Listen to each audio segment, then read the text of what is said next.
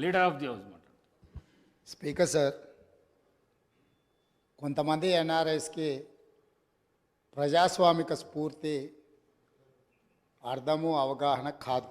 మనం ప్రయత్నం చేసినా కూడా వారు తెలుసుకునే ప్రయత్నం చేయరు. ప్రజాస్వామ్యంలో 49కి 0 వాల్యూ ఉంటుంది, 51కి 100% వాల్యూ ఉంటుంది. ఎందుకంటే 51% ఓట్లు, 51% నెంబర్ ఉన్న వాళ్ళు ప్రభుత్వాన్ని ఏర్పాటు చేస్తారు. 49% ఉన్నవాళ్ళు ప్రతిపక్షంగా కూర్చొని ప్రభుత్వం తీసుకునే పరిపాలనలో నిర్ణయాలను, శాసనాలను సహేతుకంగా విశ్లేషించి సలహాలు సూచనలు ఇస్తారు. సలహాలు సూచనలు ఒకవేళ ప్రభుత్వము పెడచెవిన పెడితే నిరసనలు, ధర్నాలు, రాస్తారోకలు చేస్తారు. అవసరమైతే ఆమరణ నిరాహార దీక్షలు చేసిన కూడా సందర్భాలు ఉన్నాయి. ఆ స్పిరిట్ను తీసుకోవాలి తప్ప వాళ్ళు 64 ఉన్నారు, మేము 39 మంది ఉన్నాం, మేము అచ్చోసిన ఆంబోతుల్లాకున్నాం, మేము పోడియంలోకి వచ్చి కుస్తీలు కొట్లాడతాం, ఈ రకమైన భాష వారి గౌరవానికి కానీ ఈ సభను నడిపించుకోవడానికి కానీ సహకరించదు.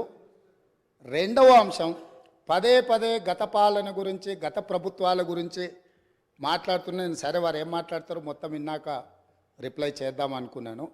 కాకపోతే నా రిప్లై కోసం వారు తహతహలాడుతున్నారు. గత పాలనలో యూత్ కాంగ్రెస్ వైస్ ప్రెసిడెంట్గా కల్వకుంట్ల చంద్రశేఖరరావుకు అవకాశం ఇచ్చిందే కాంగ్రెస్ పార్టీ.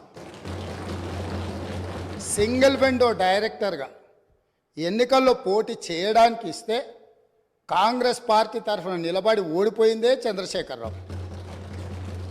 గత పాలనలో ఎంపీగా గెలిపించిందే కాంగ్రెస్ పార్టీ. గత పాలనలో షిప్పింగ్ మినిస్టర్ ఇచ్చిందే కాంగ్రెస్ పార్టీ.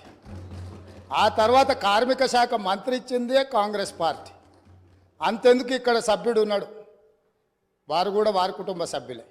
ఎమ్మెల్యే కాకుండానే మంత్రిని చేసి తర్వాత ఎమ్మెల్యేగా ఎన్నిక చేయడానికి సహకరించిందే కాంగ్రెస్ పార్టీ. ఈరోజు వాళ్ళు ఏ పేరైతే వినోద్ అనుకుంటున్నారో ఆ రాజశేఖర రెడ్డి గారే ఆ మంత్రివర్గంలోనే గత ఆర్థిక శాఖ మంత్రి, సిద్దిపేట ఎమ్మెల్యే గారు ఎమ్మెల్యే పదవి లేకుండా మంత్రిగా ప్రమాణ స్వీకారం చేసినారు.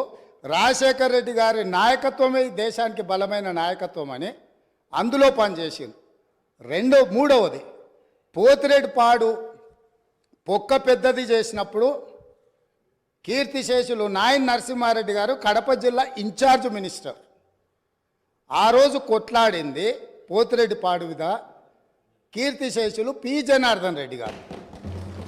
పోతిరెడ్డిపాడు పొక్క పెద్దది చేసినప్పుడు ఇక్కడ ఉన్నోళ్ళు ఎవరు ప్రాణత్యాగాలు చేస్తామని ఎవరు కొట్లాడలే, ఎవరు మాట్లాడలే.